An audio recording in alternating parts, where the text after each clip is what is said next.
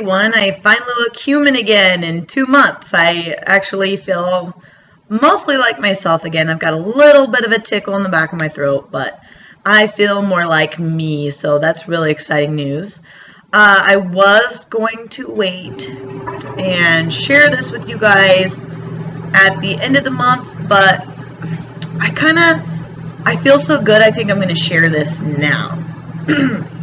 Well, I have kind of struggled with my health in the past, and just a warning, it's going to get a little graphic. I am going to show you a picture, so if you have a weak stomach, don't look at it. Other than that, if you like crazy odd things, you feel free to look away.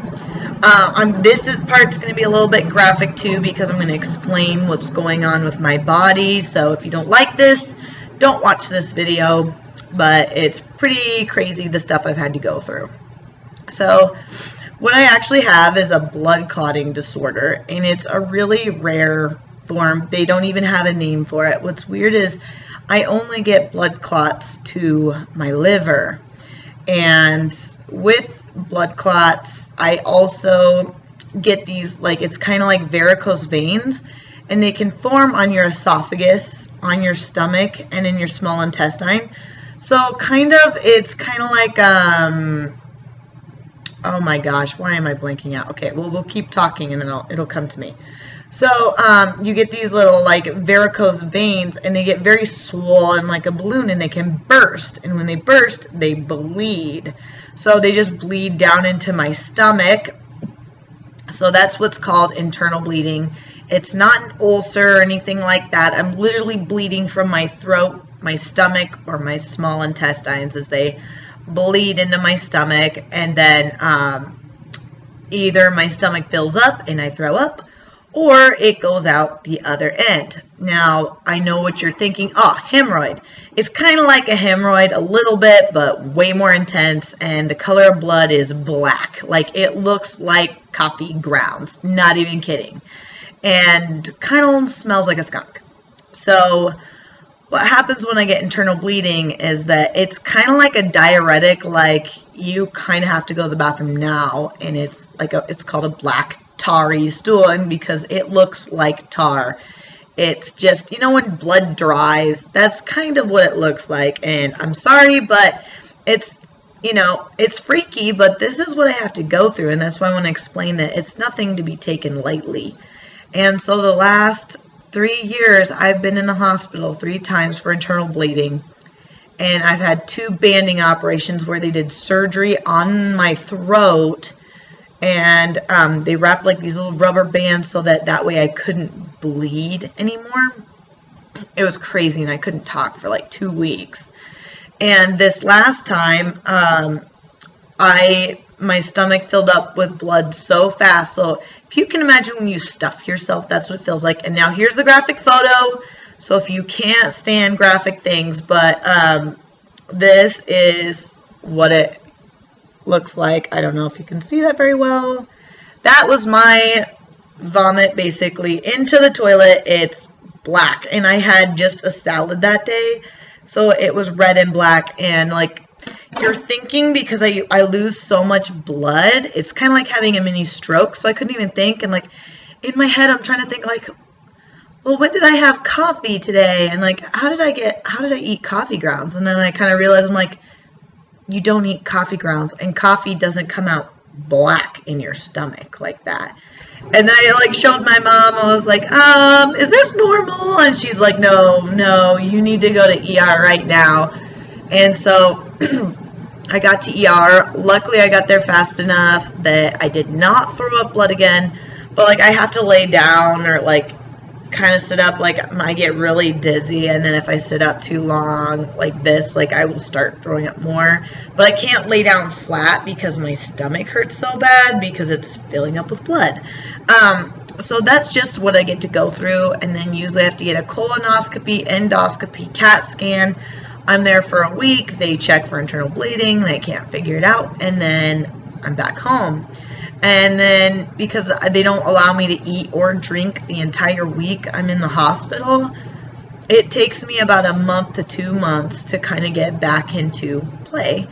And this last time I had it messed my metabolism up so badly because of all that blood in my stomach and throwing it up.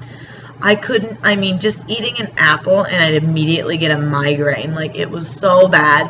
And like, I still had to work. So the very next week, like, as soon as I got out of the hospital, 2 days later, I was back to work. And I don't know how I did it. I just did it. Like, I look back on this now and I'm like, my gosh, the stuff I've gone through. And I got to a point where I said, no, I'm done with this. If there's anything I can do to stop this, I'm going to. And I'd always kind of wanted to lose weight, and I'd gained so much weight from all this. I thought, it's probably not going to hurt if I lose weight. I really want to figure this out. And I really started to realize I had some sugar intolerance. And that's when I switched from vegan to vegetarian, because I could no longer eat fruit. So I started adding a little bit of protein, and I started feeling a little bit better. And then the more I stayed away from carbs, the better I kept feeling. And I thought, this is really weird, but I kept with it, and I eliminated all sugar, and sure enough, the second I added a piece of fruit or anything to my diet, immediately I'd get a migraine. And I was like, whoa. So I finally just really got into the ketogenic lifestyle, learned about it. It was really hard at first, just started putting a couple, months into play, and then I got really serious with it and fully committed to doing it.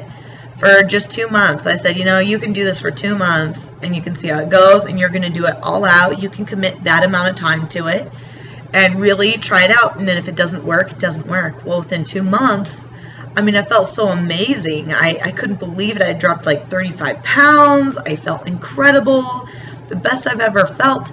And so I kept going with it. And I thought, my internal bleeding could be somewhat linked to this, because every winter it's when I'd start to eat more carbs because I'd get so tired. I wasn't cooking, I was eating out more. So last year on Valentine's Day of all times, I ended up in the hospital, and I spent my Valentine's Day and this week in the hospital. And I am very excited to say that I finally have made it. Well, 6 months. I bled this summer, but I've made it 6 months without internal bleeding, and 1 full year that I actually did not end up in the hospital this winter. And I know I've got a little bit of the rest of this month to go, but I feel so good. Like, I didn't feel this good. Like, I was dragging by the time I made it into the hospital last year. But I've taken it easy. I've done a lot of good things to take care of my body. I haven't been able to work very much, so it's really been quite a stress on my finances, but I'm worth it in the end. My life is worth it, and me not ending up in the hospital, it's worth it. And I'm just so proud of what I've overcome. This was one of the biggest obstacles in my life to overcome, and I've got some other news that I'll probably be sharing later on. But I am so excited to say that I did not end up in the hospital this winter. Like, you guys have no idea how good that feels. It would take me like 3 months to recover. So I hope that wasn't too graphic for you. That's a little bit of my history, to not make it too long. But this is a huge victory for me, and a keto feat at that.